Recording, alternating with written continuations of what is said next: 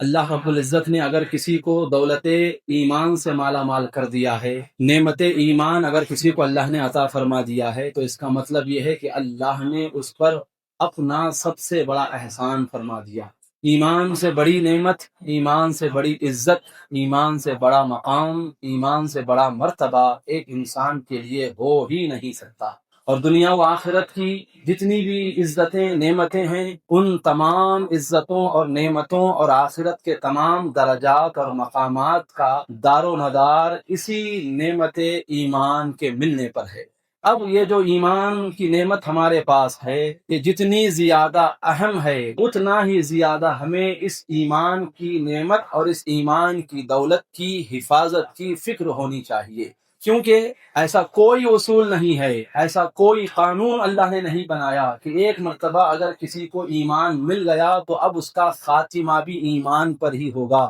مرتے دم تک ایمان کی نعمت اس کے پاس سلامت ہی رہے گی۔ ایسا کوئی اصول، ایسا کوئی قانون اللہ نے نہیں بنایا۔ یہی وجہ ہے کہ تاریخ میں ہمیں بے شمار ایسی مثالیں ملتی ہیں کہ کئی لوگ ایسے گزرے جنہوں نے ساری زندگی تقوی و پرہیزگاری کے ساتھ گزاری، حالت ایمان میں گزاری، لیکن جب ان کی موت کا وقت آیا تو ان کا خاتمہ کفر پر ہوا۔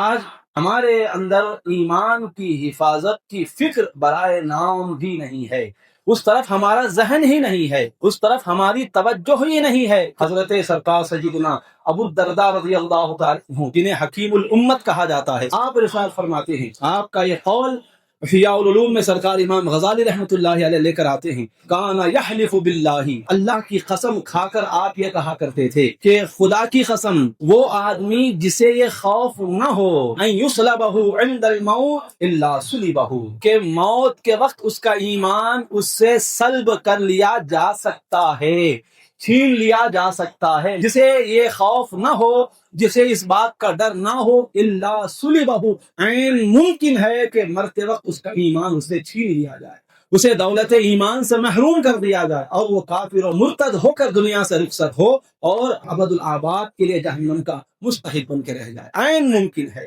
لہٰذا ہمیں اپنے اس ایمان کو لے کر فکر مند رہنا چاہیے، اللہ کی بارگاہ میں دعائیں کرتے رہنے چاہیے، اور وہ اعمال، وہ اخلاق، وہ باتیں، وہ کام جن میں ملوث رہنے کی وجہ سے، جن میں مبتلا رہنے کی وجہ سے سلب ایمان کا اندیشہ زیادہ ہو جاتا ہے، سلب ایمان یعنی ایمان کو چھین لیے جانے کا امکان زیادہ بڑھ جاتا ہے، ایسے تمام افعال سے، اخلاق سے، کاموں سے، برائیوں سے ہمیں ہمیشہ بچے رہنا چاہیے۔